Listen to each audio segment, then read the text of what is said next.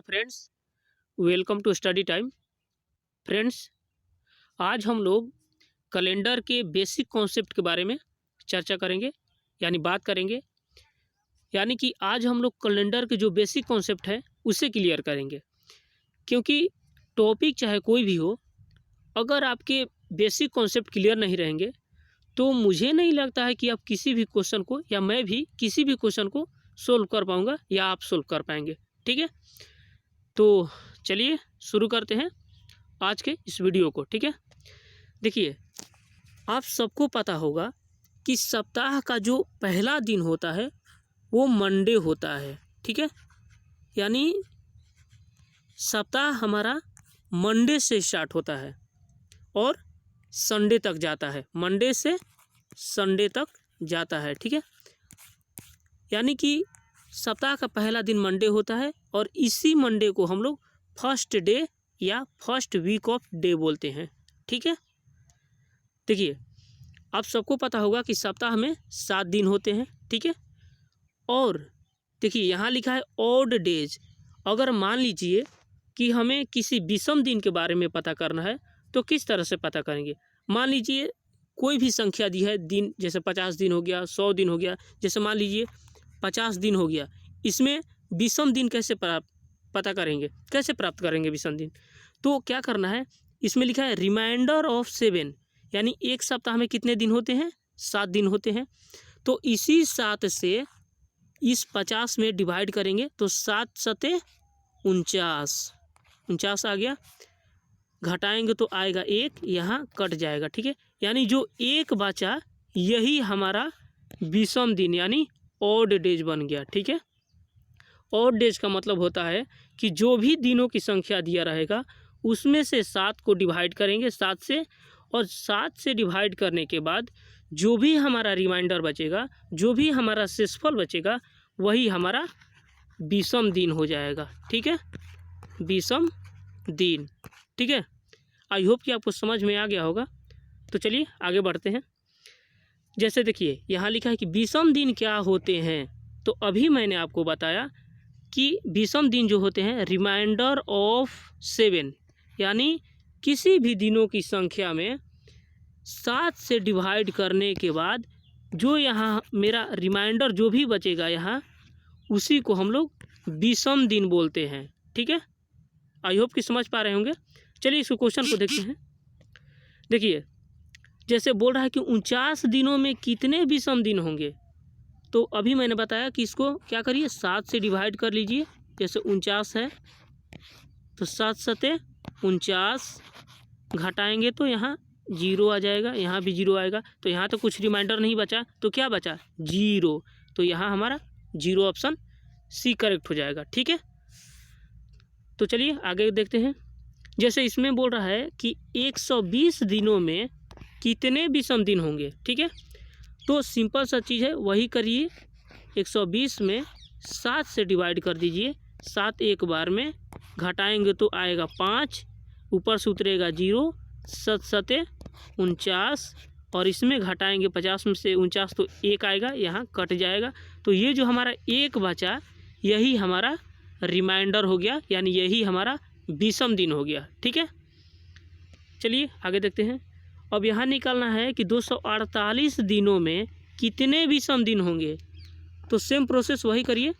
248 को 7 से डिवाइड करिए तो 70 का 21, 4 में से 1 घटेगा 3, 2 में से 2 घटेगा, कट जाएगा, ऊपर से उतरेगा 8, 7 पचे 35, और 38 में से 35 जब घटेगा तो 3 बचेगा, यहाँ कट जाएगा। तो ये जो 3 बचा यही हमारा रिमाइंडर हो गया, यानी यही हमारा विषम दिन हो गया। ठीक है, आई होप कि आपको लोग समझ में आ रहा होगा आप लोगों को। ठीक है, चलिए देखते हैं आगे। अब यहाँ बोला, देखिए ये भी आई है क्योंकि यही से हमारा फॉर्मूला निकलता है। ठीक है, बोल रहा है कि 365 दिन में कितने विषम दिन होंगे। ठीक है, तो सेम प्रोसेस है, वही काम करिए। 365 में 7 से डिवाइड करिए तो 7 पचे 35, 6 में से 5 घटेगा तो 1, और 3 में से 3 घटेगा तो कट जाएगा। ठीक है, ऊपर से उतरेगा 5, यानी 7 दूनी 14, अब 15 में से 14 घटाएंगे तो 1 आएगा, यहाँ कट जाएगा। ठीक है, तो ये जो हमारा 1 बचा यही हमारा रिमाइंडर हो गया। अब देखिए फार्मूला कैसे बना। जब भी पूछेगा कि एक साल में कितने विषम दिन होते हैं तो हमेशा आप 1 पर टिक लगाइएगा। 1 कब? जब सामान्य ईयर रहेगा यानी नॉर्मल ईयर रहेगा, तो अब नॉर्मल ईयर में। ठीक है, नॉर्मल ईयर यानी 365 दिन होने पर हमेशा एक साल में एक ही विषम दिन होते हैं, 1 विषम दिन। ठीक है, और जब हमारा लीप ईयर होगा, लीप ईयर जो कि 366 दिन का हो जाएगा, तो उसमें हमारा 2 विषम दिन होंगे। ठीक है, चलिए आगे देखते हैं। हाँ देखिए यही चीज़ यहाँ पर दिया है कि 366 दिन में कितने विषम दिन होंगे, तो इसको भी 7 से डिवाइड कर लीजिए। 366 में 7 से डिवाइड कर 7 5 35, 6 में से 5 घटेगा 1, 3 में से 3 कट जाएगा, ऊपर से 6 उतरेगा, 7 दूनी 14, 6 में से 4 घटेगा 2, 1 में से 1 कट जाएगा। ठीक है, तो ये जो 2 बच गया यही हमारा रिमाइंडर हो गया, यानी यही हमारा विषम दिन हो गया। तो जब भी पूछेगा कि एक साल में यानी लीप ईयर वर्ष में हमारा विषम दिन कितने होते हैं, तो 2 होते हैं। ठीक है, चलिए आगे देखते हैं। चलिए अगला क्वेश्चन देखते हैं। हमारा अगला क्वेश्चन है कि 29 दिनों में कितने सप्ताह होते हैं। तो सेम यही प्रोसेस करना है कि आपको 7 से इस 29 में डिवाइड कर देना है, क्योंकि आपको पता है कि एक सप्ताह में 7 दिन होते हैं। तो इस 7 से ये 29 में डिवाइड कर दीजिए। 7 28 और 29 में से 28 घटाएंगे तो हमारा रिमाइंडर 1 बचेगा। तो इस तरह से हमारा इस क्वेश्चन का राइट आंसर होगा ऑप्शन नंबर डी 4, यानी कि 29 दिनों में 4 सप्ताह होंगे और 1 हमारा विषम दिन होगा। ठीक है, इसको हम लोग विषम दिन बोलेंगे, विषम दिन, और ये हमारा सप्ताह हो गया, सप्ताह। ठीक है, आई होप कि आपको समझ में आ गया होगा। चलिए आगे देखते हैं। बोल रहा है कि 100 दिनों में कितने सप्ताह होते हैं, तो उसी तरह से 7 से 100 में डिवाइड कर दीजिए। 7 एक बार में घटाएंगे तो 3 आएगा, ऊपर से 0 उतरेगा। 7 28 घटाएंगे तो 2 आ जाएगा और यह कट जाएगा, यानी हमारा 14 सप्ताह होगा। ठीक है, नहीं 14 पे टिक लगा देंगे। ठीक, और ये जो बचा हमारा ये विषम दिन बच गया। ठीक है, चलिए देखते हैं अगला क्वेश्चन। हमारा अगला क्वेश्चन है कि 365 दिनों में, देखिए यहाँ 2 क्वेश्चन बोल रहा है कि 365 दिनों में विषम दिन और सप्ताहों की संख्या में कितना अंतर है। तो पहले विषम दिन निकाल लेते हैं और सप्ताह के दिन निकाल लेते हैं और उस दोनों को घटा देंगे, क्योंकि यहाँ अंतर पूछा है। ठीक है, तो पहले निकालते हैं विषम दिन। विषम दिन, विषम दिन में क्या करते हैं, यही 7 से 365 में डिवाइड कर देंगे। 7 5 35, 36 में से 35 घटाएंगे तो 1, 3 में से 3 कट जाएगा, ऊपर से उतरेगा 5, 7 दूनी 14, 15 में से 14 घटाएंगे तो 1 आएगा, ये कट जाएगा। यानी ये जो हमारा हुआ ये सप्ताह हो गया, सप्ताह, और ये जो हो गया हमारा विषम दिन, विषम दिन। ठीक है, तो इस तरह से इसे बना सकते हैं। और विषम दिन निकालने के बाद यहाँ अंतर बताना है। अंतर तो सिंपल सा है, 52 में आप जो ये 1 बच गया इसको आप घटा दीजिए 1, तो घटाने पर कितना आएगा, 51 आ जाएगा, और यही हमारा आंसर हो जाएगा, यानी 51। ठीक है, ऑप्शन नंबर ए। ठीक है, तो आई होप कि आपको समझ में आ गया होगा। चलिए आगे देखते हैं। यहाँ भी यही पूछ रहा है कि 300 दिनों में विषम दिन और सप्ताहों की संख्या के बीच अनुपात ज्ञात करो। यहाँ अनुपात बताना है, तो वही 7 से 300 में डिवाइड कर दीजिए। 7 28 और 30 में से 28 घटाएंगे तो 2 आएगा, यहाँ कट जाएगा, ऊपर से 0 उतरेगा। 7 दूनी 14 घटाएंगे तो 6 आएगा, यानी कितना आ गया, पहले क्या लिखा है 20वां दिन, तो हमारा 20वां दिन कितना है 6, तो 6 लिख लिए, अनुपात है तो अनुपात दे दिए। फिर क्या बोल रहा है, फिर बोल रहा है सप्ताह, तो सप्ताह कितना है 42 सप्ताह। अब इसको कटा दीजिए, 6 एक बार में और 6 7 42, अब बीच में है अनुपात, यानी 1:7 जो है हमारा करेक्ट आंसर हो जाएगा, ऑप्शन नंबर सी। ठीक है, आई होप कि आपको समझ में आ गया होगा। चलिए आगे देखते हैं। अब देखिए बोल रहा है कि जो नॉर्मल ईयर होता है वो एक साल में 365 दिन और 6 घंटा होता है। तो पहला ईयर में भी ऐसी होगा, दूसरा ईयर में भी 365 दिन और 6 घंटा होगा, तीसरा ईयर में भी 365 दिन और 6 घंटा होगा, और चौथा ईयर में भी 365 दिन और 6 घंटा होगा। तो देखिए ये जो 365 दिन है ये तो हर ईयर में होगा, लेकिन ये जो 6 घंटा बढ़ गया है ये चौथा साल में जाके ये 6 दूनी 12, 6 तीन 18, 6 चौका 24, यानी 24 घंटा बढ़ गया। और 24 घंटा का मतलब होता है एक दिन, एक दिन। तो यही जो है चौथा ईयर में 365 दिन ना होकर के 362 में से ये एक दिन जो है ये जुड़ जाता है, जो कि 366 दिन हो जाता है, जो कि हमारा ये लीप ईयर में काउंट होता है, और यही जो है लीप ईयर बन जाता है। ठीक है, लीप ईयर। ठीक है, आप समझ गए। ठीक है, तो इस तरह से इसे समझ सकते हैं। तो चलिए आगे देखते हैं। देखिए हमारा क्वेश्चन है कि निम्नलिखित में से कौन सा लीप ईयर है। तो मैंने अभी बताया कि लीप ईयर का मतलब होता है 366 दिन वाला ईयर कौन सा है। तो कैसे पता चलेगा, तो आपको पता है, अभी मैंने बताया यहाँ पे कि देखिए कितना साल बाद 366 आया। तो देखिए पहला साल, दूसरा साल, तीसरा साल और ये चौथा साल, यानी 4 साल मिला के तब जाके चौथा साल में 24 घंटा यानी एक दिन बढ़ा। तो हर एक चौथा साल में हमारा लीप ईयर होगा। तो कहने का मतलब कि जिस भी ईयर में 4 से पूरा भाग लग जाएगा तो वो हमारा लीप ईयर होगा। ठीक है, अदरवाइज वो नॉर्मल ईयर ही होगा। ठीक है, तो चेक करते हैं एक एक ऑप्शन को कि किसमें 4 से पूरा भाग लग जा रहा है। तो देखिए पहला ऑप्शन उठाएंगे तो 1933 लिखा है। अब सबको पता है कि 4 से डिवाइड करेंगे तो 3 ऐसी संख्या है जो कि 4 से कभी डिवाइड नहीं होगी। अब दूसरा क्वेश्चन चेक करते हैं, दूसरा ऑप्शन चेक करते हैं, 2014 है, 2014। तो चेक कर लेते हैं। देखिए 4 से तो 4 5 20 कट गया, लेकिन 4 से 14 में कटाएंगे तो 4 3 12, लेकिन रिमाइंडर हमारा 2 बज रहा है, इसका मतलब ये भी नहीं कटेगा। चलिए अब तीसरा कटा के देखते हैं। तीसरा है ऑप्शन सी है 1854। 1854 को 4 से डिवाइड करते हैं। देखिए 4 चौका 16, 16 2 18, 4 6 24 और 4 3 12, यानी ये भी हमारा नहीं कटा। तो चलिए और आगे बढ़ते हैं, यानी ये भी हमारा नॉर्मल ईयर है।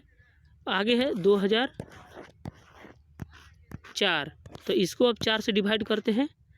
4 से देखिए 4 से 4 5 20, यहाँ एक 0 है तो यहाँ एक 0 और 4 है एक बार में। ठीक है, यानी 501 आ गया, यानी कि 4 से 2004 जो है पूरा विभाजित हो गया, यानी कट गया। तो यही हमारा लीप ईयर हो जाएगा। ठीक है, तो इस तरह से जो है इस क्वेश्चन का हमारा राइट आंसर होगा ऑप्शन नंबर डी, क्योंकि ऑप्शन डी ही एक ऐसा ऑप्शन है जो कि 4 से पूरा डिवाइड हो रहा है। और लीप ईयर का मतलब होता है कि वैसा ईयर जिसमें 4 से पूरा भाग लग जाए। ठीक है, चलिए आगे क्वेश्चन देखते हैं। इसमें भी चेक करना है कि कौन सा लीप ईयर है। तो सेम वही प्रोसेस है, चेक करिए। देखिए चेक करते हैं कि करके, जैसे 1833 है तो अभी मैंने बताया कि 3 जिसके लास्ट में होगा 1833 है, तो 3 4 के किसी भी टेबल में नहीं आता है, इसका मतलब ये तो डिवाइड नहीं होगा। चलिए अब बी देखते हैं, इसको 4 से डिवाइड करके। 4 है तो देखिए 4 से 4 एक बार में हासिल 2 बचा तो 2 इसमें जोड़ दिए, 4 5 20 और 4 दूनी 8, यानी 608 जो है ये हमारा 4 से डिवाइड हो जाएगा। ठीक है, क्योंकि देखिए पूरा पूरा कट जा रहा है, तो यही हमारा लीप ईयर हो गया। ठीक है, यानी कि सिंपल सा बात है, आपको कुछ नहीं करना है, बस 4 से डिवाइड कर देना है, और जो भी ईयर में 4 से डिवाइड हो गया वो हमारा लीप ईयर है, अदरवाइज वो नॉर्मल ईयर होगा। ठीक है, चलिए आगे देखते हैं। इसमें बोल रहा है कि कौन सा लीप ईयर नहीं है, तो बस वही है जो 4 से भाग नहीं लगेगा वही हमारा लीप ईयर होगा। ठीक है, तो चलिए चेक करते हैं। देखिए 1936 है, ऑप्शन ए 1936, तो इस 4 से भाग लगाएंगे तो 4 चौका 16 और 3 बचा, 4 8 32 और 4 चौका 16, इससे तो भाग लग गया पूरा पूरा, यानी कि ये नॉर्मल ईयर नहीं है, ये लीप ईयर है, तो ये तो हमारा आंसर नहीं होगा। अब इसको चेक करते हैं। देखिए 2008 को चेक करते हैं, 4 से भाग लगाइए, 4 5 20, ये 0 है तो ये 0 और 4 दूनी 8, यानी ये भी भाग लग गया, ये भी हमारा लीप ईयर है। 1900 को चेक करते हैं, तब सबको पता होगा। देखिए 1900 जो है, 19 एक ऐसी संख्या है जो कि 4 से कभी डिवाइड होता ही नहीं है, नहीं होता है। ठीक है, लेकिन इसमें जो है डबल 0 लगा है, तो देखिए 19 जो है 4 से डिवाइड करिए, देखिए 4 चौका 16, 3 बचा, इस 0 में जुड़ जाएगा तो 30 हो गया, 4 7 28 और 2 20, तो 2 इसमें जुड़ गया यानी 0 हो गया, और 4 5 20, यानी 1900 एक ऐसी संख्या है जो 4 से डिवाइड हो जाएगा, लेकिन अगर यही 19 रहता तो कभी डिवाइड नहीं होता। ठीक है, यानी कि ये भी हमारा लीप ईयर है, और जो बच गया लास्ट में वो हमारा नॉर्मल ईयर होगा, क्योंकि 3 ऑप्शन जब लीप ईयर होगा तो चौथा ऑप्शन ऑटोमेटिक नॉर्मल ईयर होगा। अब चलिए इसको भी चेक कर ले रहे हैं। देखिए 1992 लिखा है, 1992, और 1992 में 4 से डिवाइड करिए तो देखिए 4 चौका 16 और 3 19, 4 9 36 और 3 और ठीक है, एक सेकेंड। देखिए इसमें जो है ये चारों ऑप्शन जो है वो 4 से डिवाइड हो जा रहा है, यानी ये भी जो है 4 से डिवाइड हो जा रहा है। देखिए 4 से डिवाइड हो गया। इस मेरा कहने का मतलब है कि इसमें कोई ऐसा वर्ष नहीं है जो कि नॉर्मल ईयर है, सभी जो है वो एक लीप ईयर ही है, क्योंकि इसमें 4 से डिवाइड हो जा रहा है। ठीक है, तो चलिए आगे बढ़ते हैं। आई होप कि आपको समझ में आ गया होगा। देखिए करना क्या है इसमें कि आपको 4 से डिवाइड करना है, 4 से डिवाइड हो गया तो लीप ईयर, अगर नहीं हुआ तो हमारा नॉर्मल ईयर होगा, बस यही चेक करना है। ठीक है, चलिए आगे देखते हैं। इसमें भी चेक करना है कि कौन जो है लीप ईयर नहीं होगा, तो एक एक करके चेक कर लीजिए। पहले 2022 है, 2022, इसको 4 से डिवाइड करिए, 4 5 20 और 4 5 20, लेकिन हमारा रिमाइंडर जो है वो 2 बच रहा है रिमाइंडर, इसका मतलब यही हमारा नहीं होगा लीप ईयर, क्योंकि इसमें रिमाइंडर 2 बच रहा है। और पूछा है कि लीप ईयर कौन नहीं है, तो ये नहीं है। और कोई देख लेते हैं, चेक कर ले रहे हैं। 2024 को चेक कर ले रहे हैं, 2024 इसको 4 से डिवाइड करिए, 4 5 20 और 4 6 24, ये तो पूरा पूरा कट गया, यानी ये तो हमारा लीप ईयर है, ये तो आंसर नहीं होगा। ये ऑप्शन नंबर सी चेक करते हैं, 2021 4। ठीक है, अब आप खुद सोचिए, 4 से तो ये 4 5 20 कट गया, लेकिन एक ऐसी डिजिट है, एक ऐसी संख्या है 21 जो कि 4 से कभी डिवाइड नहीं होगा, यानी ये भी हमारा नॉर्मल ईयर हो जाएगा। तो कौन कौन नॉर्मल ईयर हो गया, एक ऑप्शन नंबर ए और ऑप्शन नंबर सी, यानी इस तरह से इस क्वेश्चन का राइट आंसर होगा ऑप्शन नंबर डी, यानी बोथ ए एंड सी दोनों। ठीक है, चलिए आगे देखते हैं। अब देखिए यहीं से हमारा मेन फार्मूला निकलता है, आप इसको बहुत अच्छा से देखिएगा। देखिए नॉर्मल ईयर में कितने दिन होते हैं, 365 दिन, इसको 7 से डिवाइड करिए, क्योंकि एक सप्ताह में 7 दिन होते हैं। 7 5 35, घटाएंगे तो 1 आएगा, ये कट गया, ऊपर से उतरा 5, 7 दूनी 14, घटाएंगे तो 1 आएगा, ये कट गया, यानी कि एक नॉर्मल ईयर में 52 सप्ताह होते हैं। सप्ताह कितना हो गया, सप्ताह 52, और विषम दिन ये कितना बच गया विषम, ये कितना रिमाइंडर बचा 1, यानी यही हमारा विषम दिन हो गया। ठीक है, 1 यानी एक नॉर्मल ईयर में 52 सप्ताह और एक विषम दिन होते हैं। आप इसको बिल्कुल याद रखिएगा क्योंकि कॉम्पिटिटिव एग्जाम में यही ज़्यादा यूज होता है।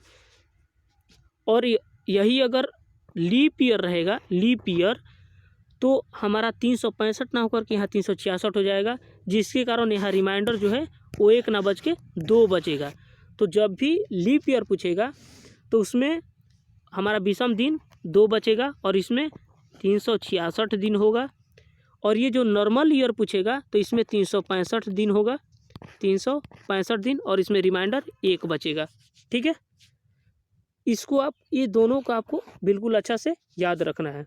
चलिए देखते हैं इस क्वेश्चन को। देखिए जैसे नॉर्मल ईयर में देखिए ये हो गया, ये हो गया, ये हो गया, ये हो गया, ये हो गया, ये सारा हमारा नॉर्मल ईयर है। क्यों? क्योंकि इसमें यदि हम लोग 7 से डिवाइड करेंगे तो रिमाइंडर हमेशा विषम दिन 1 आएगा, विषम दिन 1 बचेगा।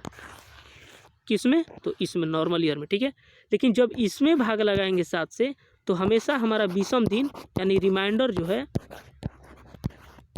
ये 2 बचेगा। ठीक है, तो आप समझ गए। ठीक है, आई होप कि आपको समझ में आ रहा होगा। आपको सिंपली कुछ नहीं करना है, आपको 7 से डिवाइड करना है जिस भी ईयर में, और जिस भी ईयर में रिमाइंडर 1 बच गया वो हमारा नॉर्मल ईयर होगा, और जिसमें रिमाइंडर 2 बचेगा वो हमारा लीप ईयर होगा। ठीक है, तो यही पूछ रहा है कि इसमें कितने विषम दिन होंगे, कितने विषम दिन होंगे। तो बस इसको 7 से डिवाइड कर लीजिए। 1971, 7 दूनी 14, कट गया 5, 7, 7 8 56। ठीक है, 1 बच गया, 1 बच गया, और 7 एक बार में 7, 7 4 11, ये हो गया ना। बोला कि कितने विषम दिन होते हैं। देखिए ये 4 बच गया। ठीक है, अब ये बताइए इसमें जो है 1971 जो है वो हमारा कौन सा ईयर है, लीप ईयर है या नॉर्मल ईयर है। तो देखिए इसको आप बना दीजिए, 1 मिनट, इसको मिटा ले रहे हैं।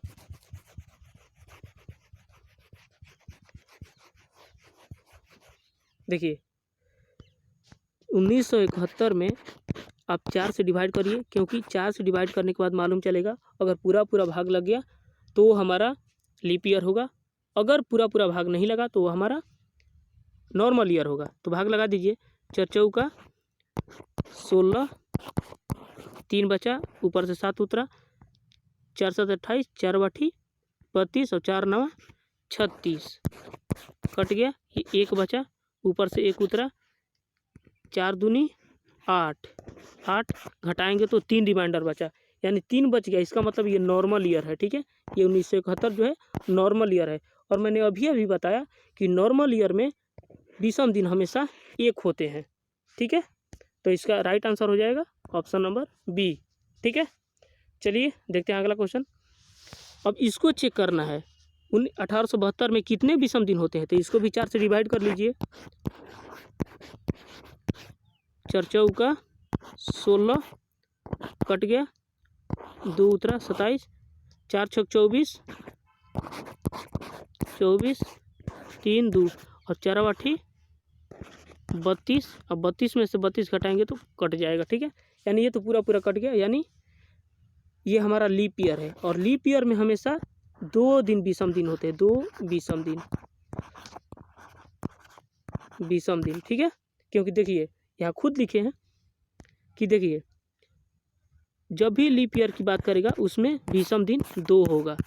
अब कैसे होगा मैंने आपको पहले समझा दिया है, तो इसका राइट आंसर होगा ऑप्शन नंबर ए। ठीक है, चलिए देखते हैं अगला क्वेश्चन। ये पूछ रहा है कि 2021 में कितने विषम दिन होंगे। तो सेम यही प्रोसेस करिए, इसको 2021 से भाग लगा दीजिए, 4 5 20 कट गया, ऊपर से उतरा 2, यहाँ 0, यहाँ 1, 4 5 20, एक रिमाइंडर बच गया। ठीक है, तो देखिए इसमें भी एक रिमाइंडर बच गया, इसका मतलब ये नॉर्मल ईयर है, और नॉर्मल ईयर में हमेशा एक रिमाइंडर होता है, यानी एक विषम दिन होते हैं। विषम दिन एक हो गया। देखिए अब यहाँ देखते हैं, यहाँ बोल रहा है कि नॉर्मल ईयर में first day is equal to last day. ये इसके कहने का मतलब है कि फर्स्ट डे यानी 1 जनवरी को जो भी दिन पड़ेगा वही सेम दिन 31 दिसंबर को भी पड़ेगा। तभी बोल रहा है कि first day is equal to last day. तो फर्स्ट डे हमारा होता है 1 जनवरी और लास्ट डे होता है किसी भी ईयर का 31 दिसंबर। तो यही बोल रहा है कि जो भी दिन 1 जनवरी को पड़ेगा वही दिन हमारा 31 दिसंबर को पड़ेगा। तो उसे हम लोग नॉर्मल ईयर में ही काउंट करेंगे, क्योंकि नॉर्मल में ईयर में ही ऐसा होता है कि फर्स्ट डे जो होता है वो लास्ट डे के बराबर होता है। ठीक है, और जब लीप ईयर की बात करेगा, लीप ईयर की, तो उसमें क्या करेंगे, लास्ट डे जो होगा यानी 31 दिसंबर जो होगा, 31 दिसंबर 1 जनवरी। ठीक है, यानी 31 दिसंबर को जो भी दिन पड़ेगा वही दिन 1 जनवरी को नहीं पड़ेगा, उसमें क्या करेंगे, एक ऐड कर देंगे। यानी उसके बाद अगर यहाँ 31 को मंडे पड़ रहा है तो यहाँ मंडे के बाद यहाँ तो मंडे हो गया, मंडे, और उसमें एक जोड़ देंगे तो क्या हो गया, ट्यूसडे। यानी जो भी दिन 31 दिसंबर को पड़ेगा उससे एक दिन ज़्यादा 1 जनवरी को पड़ेगा। ठीक है, आप समझ गए। चलिए आगे देखते हैं। बोल रहा है कि किसी भी समान वर्ष का पहला दिन रविवार है, यानी 1 जनवरी को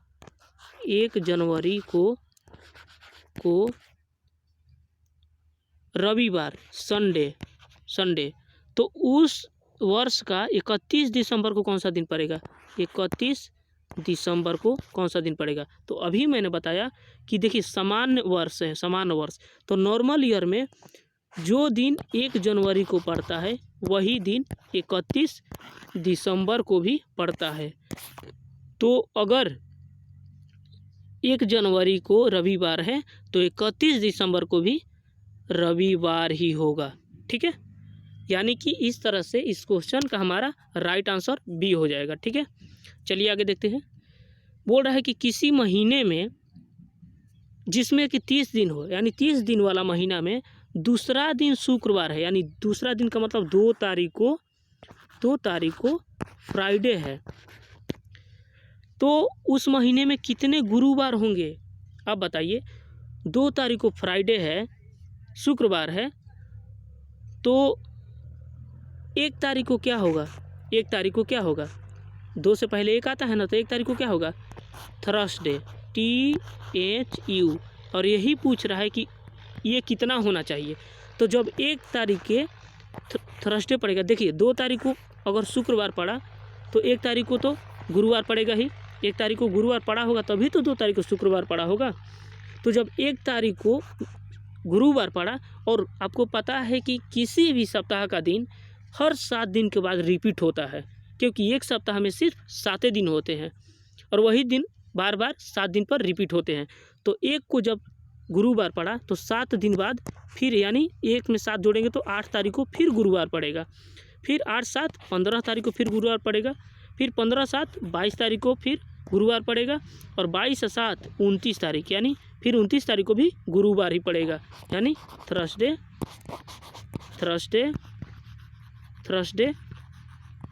ठीक है, तो कितना पड़ गया, 1 2 2 3 4 और 5, यानी 5 गुरुवार पड़ेंगे। ठीक है, चलिए आगे क्वेश्चन देखते हैं। हमारा अगला क्वेश्चन है कि किसी सामान्य वर्ष में, देखिए नॉर्मल ईयर में पहला दिन रविवार है, यानी 1 जनवरी को अगर संडे है तो उस वर्ष का 31 दिसंबर को दिन होगा। तो देखिए इसका ऑप्शन तो गलत दिया है क्योंकि दिन पूछ रहा है और ये क्या बोलते हैं संख्या में दिया है। तो चलिए दोनों बना देते हैं। देखिए कुछ नहीं करना है, हम आपको बताए हैं कि नॉर्मल ईयर में जो दिन 31 दिसंबर को पड़ेगा वही दिन 1 जनवरी को ही पड़ेगा। यानी 1 जनवरी को अगर संडे है तो 31 दिसंबर को भी संडे ही होगा। अब देखिए इस क्वेश्चन के हिसाब से इसको बनाते हैं, क्वेश्चन को थोड़ा चेंज करते हैं। ये पूछ रहा है कि एक नॉर्मल ईयर में मान लीजिए आज रविवार है, ठीक है, एक नॉर्मल ईयर में पहला दिन रविवार है, तो 31 दिसंबर को कौन सा दिन होगा, तो ये तो संडे हो गया। अब बोल रहा है कि नॉर्मल ईयर में कितने सप्ताह होंगे, अगर पूछता तो क्या करते, देखिए 7 से नॉर्मल ईयर में कितने दिन होते हैं 365 दिन, तो 7 में 365 से भाग दे दिए, 7 पचे 35, 36 में से 35 घटाएंगे तो 1 आएगा, ये कट जाएगा, ये 15 आ गया, ठीक है। फिर 7 दूनी 14, ये कट गया, ये 1 बच गया। कितने सप्ताह होंगे नॉर्मल ईयर में, देखिए 52 सप्ताह। और ये 20वें दिन कितने होंगे, 1 दिन, ये 20वें दिन, 20वें दिन, और ये जो हो गया सप्ताह, तो इसमें हमारा राइट आंसर हो जाएगा 52 सप्ताह, ठीक है, 52 सप्ताह, ठीक है। चलिए अगला क्वेश्चन देखते हैं। हमारा अगला क्वेश्चन है कि जुलाई महीना में दूसरा दिन कितना बार आता है। तो देखिए जुलाई महीना कितना महीना का होता है, जनवरी, फरवरी, मार्च, अप्रैल, मई, जून, जुलाई, यानी 31 दिन का महीना होता है जुलाई। और मान लीजिए दूसरा दिन जो चीज़ आएगा, मान लीजिए संडे आ गया, तो हम आपको अभी बताएं कि जो भी दिन आता है वो दिन फिर दोबारा से 7 दिन बाद रिपीट हो जाता है। तो जो चीज़ 2 तारीख को आएगा वही 7 दिन बाद फिर आएगा, यानी 7 जोड़ देंगे तो 9 तारीख को आएगा, फिर 9, 7, 16 तारीख को आएगा वही दिन, 16, 7, 23 तारीख को आएगा फिर वही दिन, फिर 23 से 7, 30 तारीख को वही दिन आएगा। यानी कितना दिन आ गया, 1, 2, 3, 4, 5, यानी 5 दिन आ गया। जुलाई महीने का दूसरा दिन कितना बार आता है, तो 5 बार आता है, यानी 5 इसका राइट आंसर हो जाएगा, ठीक है। चलिए आगे देखते हैं। आगे बोल रहा है कि यदि किसी महीने में, मतलब जिसमें 31 दिन हो, ठीक है, उसका 14वां दिन शुक्रवार है, यानी 14 तारीख को फ्राइडे है, तो कितने वेडनेसडे हो गए, बुधवार कितने होंगे। अगर 14 को फ्राइडे होगा तो 13 को क्या हुआ होगा, 13 को थर्सडे हुआ होगा, 12 को क्या हुआ होगा, वेडनेसडे। तो हमें यही चेक करना था, वेडनेसडे आ गया, यानी पहला वेडनेसडे जो है 12 को आया होगा, ठीक है। और आप सबको पता है, ठीक है, ये इतना हो गया। अब जब 12 तारीख को वेडनेसडे पड़ेगा तो हम आपको अभी बताएं कि 7 दिन बाद वही दिन फिर रिपीट होगा। तो अगर 12 को अगर वेडनेसडे पड़ा होगा तो 12 में से 7 घटाइए तो 5 तारीख को भी तो वेडनेसडे पड़ा होगा, क्योंकि हर 7 दिन बाद या 7 दिन पहले रिपीट होगा वही चीज़। तो एक तो 5 तारीख को पड़ा होगा, एक 12 तारीख को पड़ गया। अब अगला कब पड़ेगा, तो 12 में 7 जोड़ेंगे तो 19 तारीख को भी पड़ा होगा, फिर 19 में 7 जोड़ेंगे तो 26 तारीख को भी पड़ा होगा, ठीक है। और 26 में 7 जोड़ेंगे तो अब तो आगे आएगा नहीं उस महीना में, तो कितना हो गया, 1, 2, 3, 4, यानी 4 जो है वो वेडनेसडे पड़ेगा, ठीक है। चलिए आगे देखते हैं। तो आज का क्वेश्चन जो है हमारा यहीं पे समाप्त होता है। आई होप कि आपको ये वीडियो पसंद आया होगा। अगर आपको ये वीडियो पसंद आया है तो प्लीज़ लाइक, कमेंट और शेयर ज़रूर करें, और अच्छा से पढ़ाई करते रहिए। मिलते हैं अगले वीडियो में, तब तक के लिए जय हिंद।